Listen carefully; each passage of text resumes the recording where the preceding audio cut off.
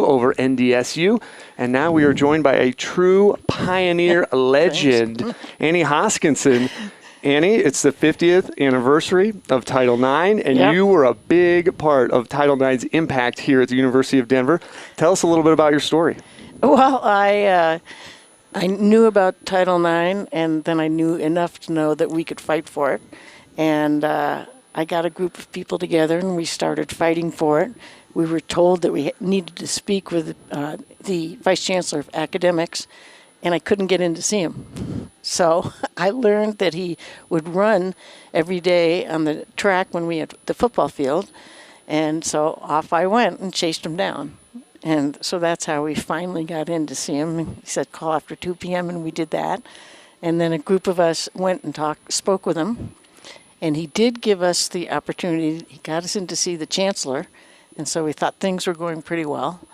And then nothing was happening.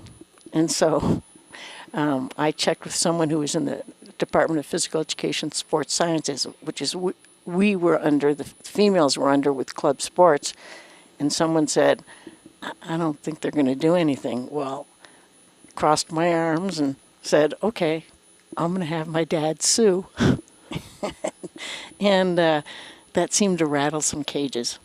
So, well, the law was on your side at that point. That's right. That's right. And it wasn't until about 5 years later I told my dad about that, and he said, well, I guess I would have sued. But by the summer, we had 4 sports and $15,000, and we thought they needed to add basketball.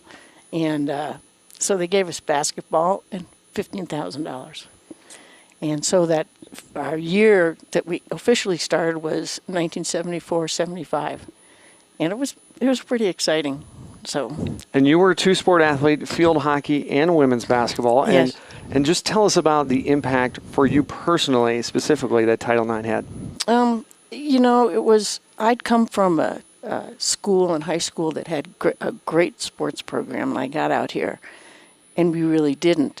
For me, it was the opportunity to see young women really get involved with sports and be proud of the university. We had some awfully good teams, and now more than ever, we have a lot of really good women's teams. And I'm proud that I can call myself a college athlete. More than anything, I get total joy walking through this campus and the Ritchie Center and seeing the fairness, if you will, of the women's programs. It's not perfect, but as I like to give a comparison when people start yapping and saying they don't like Title IX, here's what we're talking about. If our men's hockey team, which of course is quite strong, gets the best uniforms they can possibly get, well, then gymnastics teams get the same. And you and I both know a hockey outfit costs a lot more than a leotard.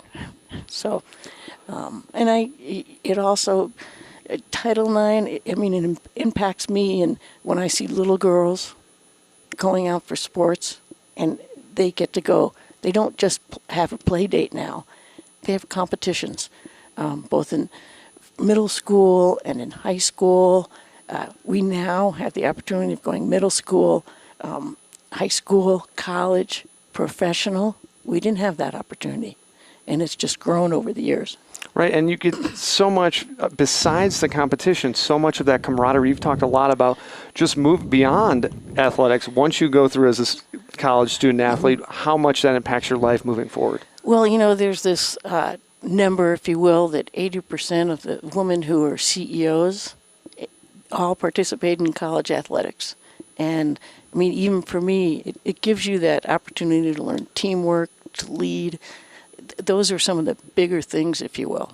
Yeah, huge impact that happened across the board. Okay, how about where we are now and what's to come?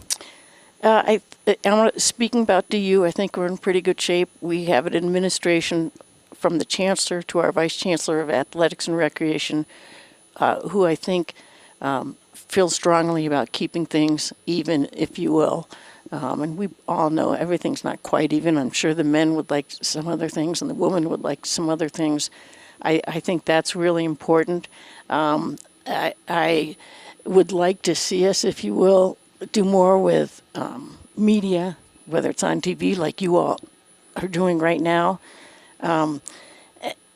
It's watching these kids. I mean, I'll always go back to that opportunity. It's not perfect. You know, I'm one who would prefer to see a woman coach a woman's team. And for instance, here this weekend, I think we have all male coaches. They're great. I mean, they're absolutely great. I had an experience here when we hired a man to coach our women's basketball team, and the staff here knew I was like women's coaches, women's team, and I had two people come down and say, "Hey, look, this is why we hired this guy." Well, it was Eric Johnson. He was a fabulous coach. So those kind of things happen, but I was teaching the team in a spin class, so I asked them, I said, "How do you feel about having Eric as your new coach?" And they all said, "We like having a man." And that was when I realized, up until then, there were so many, when kids, both boys and girls, were being coached, it was always men because they had the experience of having participated in those sports.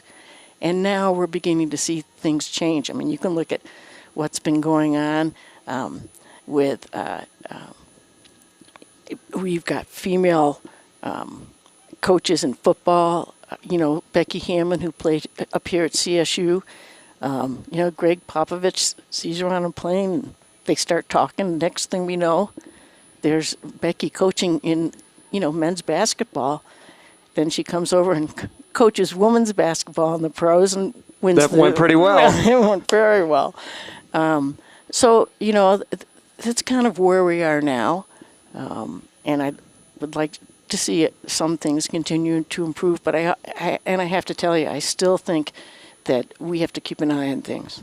Sure, more work to be done, indeed. Yeah. Thank you so much for joining us. You You are bet. a true pioneer in more Thank than you. one sense of that word. Thank you very Thank you much. for joining us. Annie Hoskinson, the ORU Golden Eagles right now 1-0